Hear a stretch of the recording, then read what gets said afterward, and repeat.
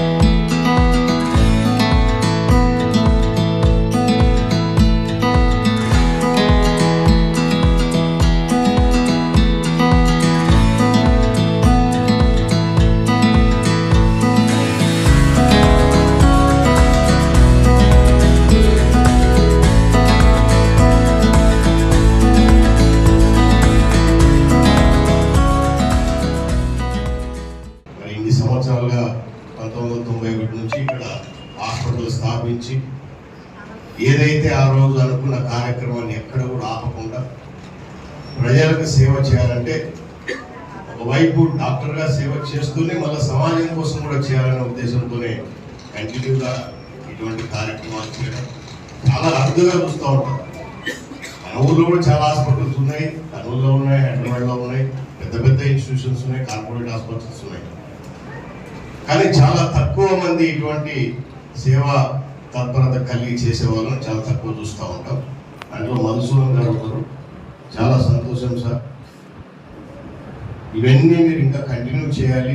ఆయన post graduation చేసిన తర్వాత అనేక సంవత్సరాలు వర్క్షాపులకి దేశ విదేశాలకు వెళ్ళి అనేక రకాలుగా సర్జరీలో నైపుణ్యాన్ని పెంచుకుంటూ వచ్చి ఆ నైపుణ్యాన్ని ప్రజలకు చికిత్సల ద్వారా అందిస్తూ వచ్చారు.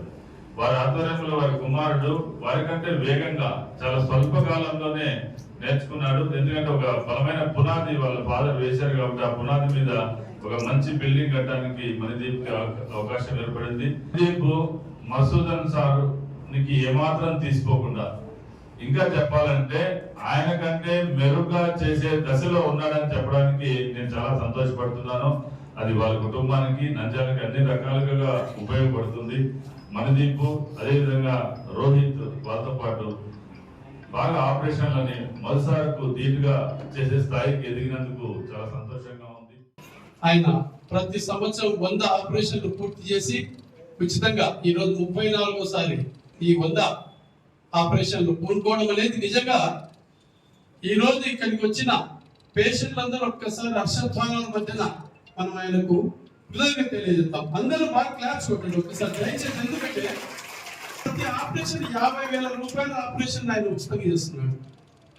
చూడండి, యాక్చువల్గా అయితే మన పెద్దలు ఎక్కడో చెప్తుంటారు, తల్లిదండ్రుల దీవెనలు ప్లస్ సేవాభావం, ఈ రెండు ఉంటే మనిషి ఎంతవరకైనా ఉన్నతికి పోతాడు. కానీ ఆయన రెండింటినీ కలిపాడు, తల్లిదండ్రుల జ్ఞాపకార్థం సేవాభావం కలిపాడు. ఆ దీవెనలు అద్భుతంగా ఉంటాయి.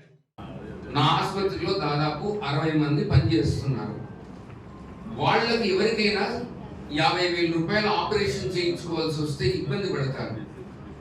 ఒక షాపులో, ఒక అంగట్లో, ఒక మాల్స్లో, ఇప్పుడు జీవి మాల్ కానీ, బగ్ బజార్ కానీ, ఇంకొక క్యూ మార్ట్ కానీ, మోర్ కానీ ఆ ఉద్యోగస్తునికి ఇస్తే 10,000 రూపాయలు ఇస్తారు. అతనికి సడన్ గా 50,000 రూపాయల ఆపరేషన్ కావాలి. గవర్నమెంట్ ఆసుపత్రిలో చేయరు, ఆరోగ్యశ్రీలో చేయరు. వాళ్ళు ఎక్కడికి వెళ్ళాలి?